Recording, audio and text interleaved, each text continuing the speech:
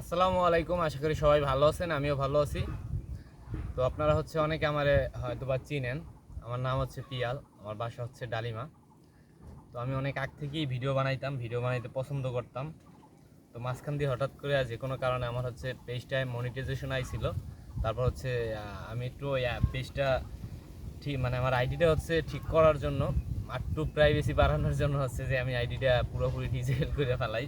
তো এক পর্যায়ে ফেসবুক বুঝছে কি যে আমার আইডিটা কোনো হ্যাকারে নিতে চাইতেছে বা এই ধরনের কিছু বুঝছে যে, বা থার্ড পার্টি কোনো মানুষ আমার আইডিতে ঢুকার ট্রাই করছে, যার জন্য ফেসবুক এরকম কিছু বুঝে আমার আইডিটা ডিজেবল করে দিছে, পুরোপুরি আইডিটা বাদ হয়ে গেছে। তো ডিজেবলের অ্যাকাউন্টের আইডি 95% ফেরত না দেবার চান্স থাকে। তো 180 দিনের রিভিউতে বর্তমানে আছে আমার আইডিটা। 180 দিন পর রিভিউ করে ফেরত দিবে বা এই টাইপের কিছু একটা। তো হয়তোবা আমি আর আমার আইডিটা পাবো না।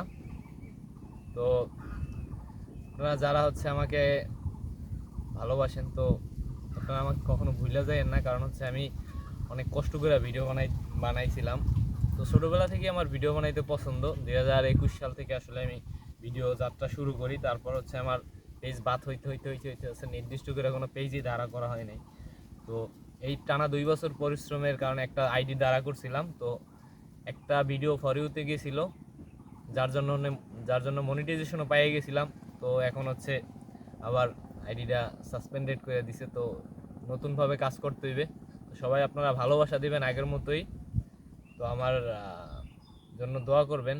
আশা করি সামনে ভালো কাজ করতে পারি, সামনে সুন্দর সুন্দর ভিডিও বা কন্টেন্ট দিতে পারি।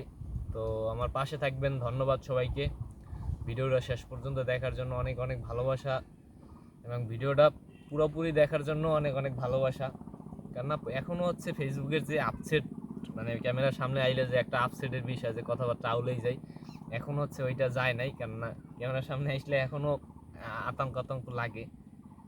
তো আপনারা সবাই বেশি বেশি ভালোবাসা দিবেন, অনেক বেশি বেশি ভালোবাসা দিবেন, যাতে আমি নতুনভাবে কন্টেন্ট তৈরি করতে পারি।